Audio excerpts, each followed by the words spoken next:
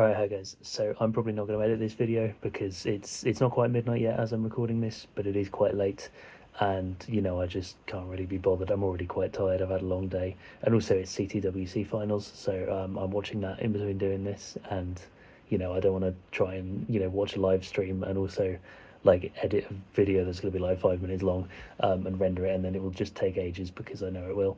But yeah, so I'm not going to bother editing. Yeah, like I said, I'm tired. I've had a long day. I've discovered that my laptop battery probably needs replacing, because I've got this weird glitch where it says that it's like not using any battery up, and it says there's like a certain number, whatever the number is, like 99% for like the whole day, and then just shuts down out of nowhere. So I've talked to a couple of people about it. Probably just need to replace the battery, so I've ordered one, and hopefully I'll be able to do that tomorrow. But anyway, the point of this video is not to talk about that. Because recently one of my friends, Charlie Harrison, has been on Countdown, which is a TV show in the UK. It's sort of like a quiz show, sort of like a game show, kind of. If anyone doesn't know the format, you have three different types of rounds. You have letters rounds, numbers rounds, and then conundrums. And for letters, you pick like random vowels or consonants, and they go up on the board. You pick 9 of them in total, and you have to make the longest word. And similar thing with numbers, you pick 6 numbers. They can be like small or large ones, and then you get a random target, and you have to try and make that using only like plus, minus, multiply, and divide. And then the last round, the conundrum, is just a 9-letter anagram, and it's first to get it wins. And you get like points for it and all that. It's a really, really long running show in the UK. Like, format's not changed really that much. I mean, they've changed the number of rounds and that, but the overall idea has been pretty constant for decades in the UK, and it's a very big thing. They've done like 90 odd series, and a couple of years ago, one of my friends, Harry Savage, went on, and he inspired Charlie to do it. And so, within the UK cubing community, countdowns become a big thing recently, which is pretty cool. I've tried. There's an app that like you can get or whatever. I've tried playing myself, and I'm not too bad at it. It's quite fun to do every now and again. It's especially fun, obviously, to watch my friends on TV, doing cubing solves and all of that, and also doing very well at Countdown.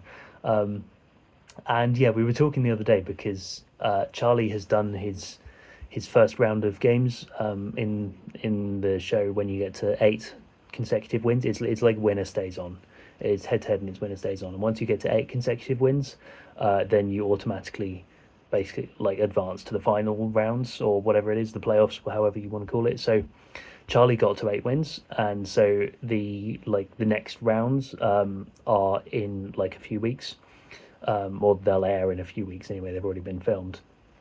But it got us thinking, because when Harry was on, there was a gap of about 4 months maybe between when he was on and spoiler alert, he had got his 8 wins and made it through to the finals, and he did go on to win eventually, which is really awesome. And I have faith in Charlie that Charlie will go very far as well in this current series, but we don't know how that's gone yet.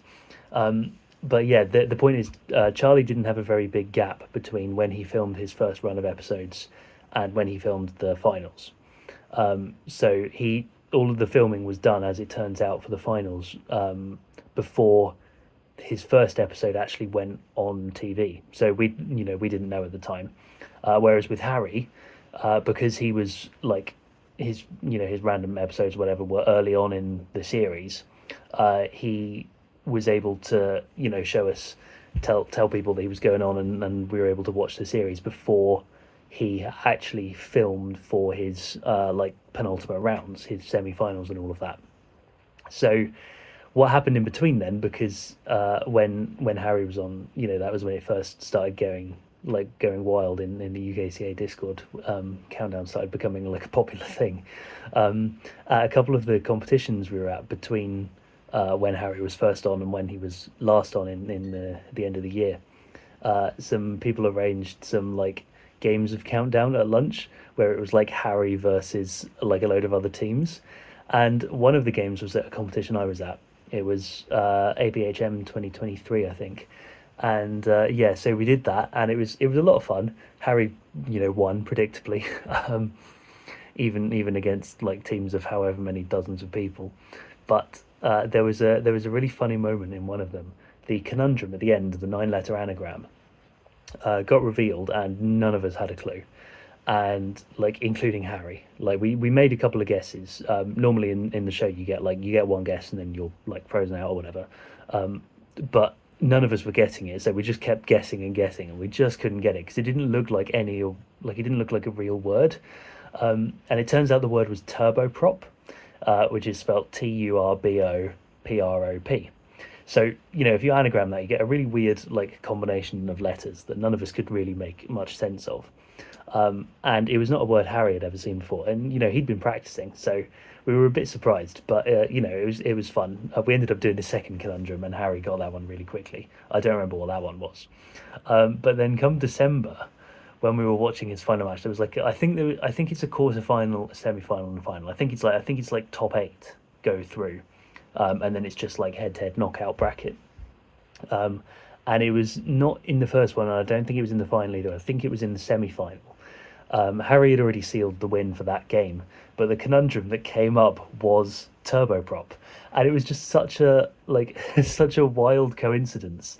And you could see, I mean, Harry obviously got it really quickly because he now knew the word. You could see him chuckle as he realised what was going on. The fact that this random word, the really, really difficult word to see, had come up.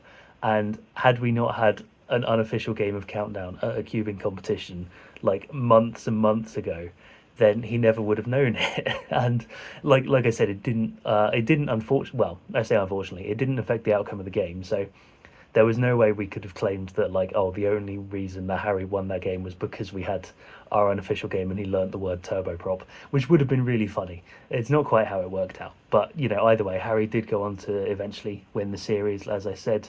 And yeah, it was just really, really funny, a really improbable incident, because when you think how many nine-letter words the English language has, and there could be like conundrums on Countdown.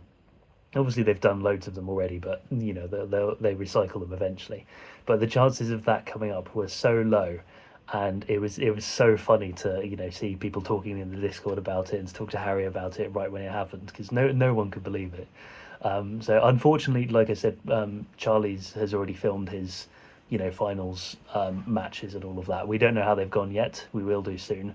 But there's no possibility that another turboprop incident will happen this time around, which is sad. But it's just really funny that it happened at all. So yeah, that's a funny story. That's about it for today, and I'll see you tomorrow.